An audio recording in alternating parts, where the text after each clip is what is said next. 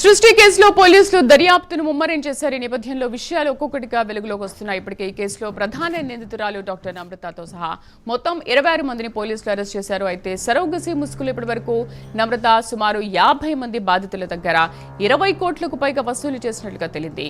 మరో కీలక నిందితురాలు సంతోషి ఏజెంట్ల నుంచి 18 మంది శిశువులను సేకరించినట్టుగా పోలీసులు గుర్తించారు. ప్రస్తుతం ఆ పిల్లలను శిశు విహార్కు తరలించే యోచనలో పోలీసులు ఉన్నారు.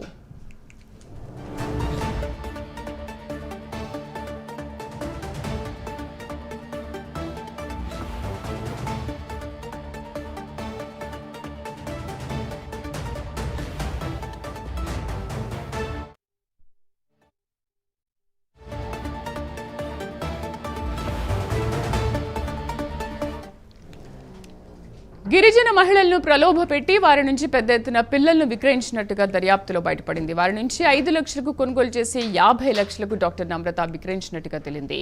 అలా ఇప్పటి వరకు 80 మంది పిల్లలను అమ్మినట్టుగా పోలీసులు తెలిపారు. గర్భిణీలకు డబ్బు ఆశ చూపి నెలలు నిండక ముందే నమ్రత సర్జరీలు చేశారని నిర్ధారించారు. ఆమె బ్యాంకు ఖాతాలను ఫ్రీజ్ చేసిన పోలీసులు సృష్టి కేసులో తల్లులను గుర్తించే పనిలో పడ్డారు.